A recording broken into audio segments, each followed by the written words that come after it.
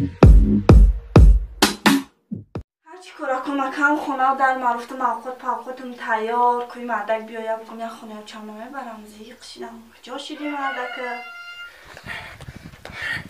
من نرم زنه کنه یارو مگر دکسه نرم رو نبینم هیچ که دیگه گپنه میگیره این خیلی دبیره چی میکنه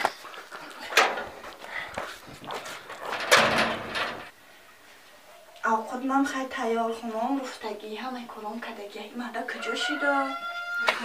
ای بی مردک زنک رفتیم پیش جا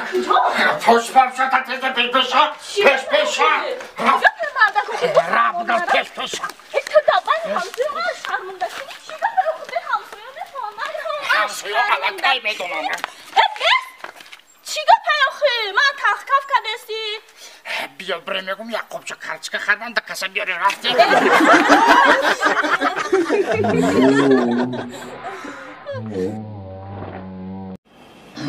زنک جان دیگه تی سلامتی و همه طرف خدا باشی رحمت مردک جان چای گرمه کن رحمت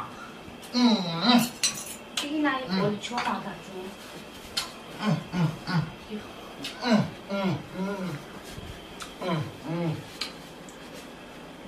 من میگم مردم بیعقل بوده نه میدونی چی میگم؟ چی میگم؟ کسی زن دیم گیفته بانکروت شده کسی زن دیم گیفته این خیلی شده دبالو زن دیم مونده عقل کلا کن ما همین مهربانی رو فقط در زن دیم دیدم همین خوشحالی رو فقط در زن دیم دیدم این روش نعمت نگه اومدی مردک میشوه درس خون اکریمت کنگی بازی بست مردک این مهرم زنم اینه نگه کجاش گندگی داره اینه بولیش تبی 740 بولیش در خون اکریمت کنگی خونه و در اینه او خود چای زنک جان دیگه تینج سلامتی خوب هر پیش خودت میام کفت خلقو میبرای خرسان میشم خیال میکنم که همه خوشبخترین انسان نیم زنک جان چی پرسن بخشیشون خاکم باید زن شروع میگن که پرستن عیب نیست نکو زنک همه همسایه کو بین چون پیشور هم کنه خاک همه جود دشمن هست نکو اکا کاک بوتا شما پیش حیمه دو شوی دیگه کده بوده راستان نه مردک جان روشون سیاه میکنن دیگه آخی دروغ مردک جان جان کی گفته که من دوشو دارم؟ آخی همسایه رو میگم من دوشونه من 4 شو کده گیدم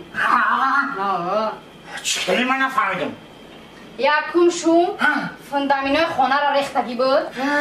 دویم شوم سمین بلوک ها را برداشتگی بود فهمیدی؟ دیولی خونه را سیم شوم چی را کریشه را برداشتگی بود کریشه را زد چهارم شو چکو که؟ چهارم شوم نمی درونی خونه را هم مشه شکتور کدگی بود زنک جان هرچی شکرانه خدای مهربان کی ریمونتای خونه تا بود کده بعد مرا گرفته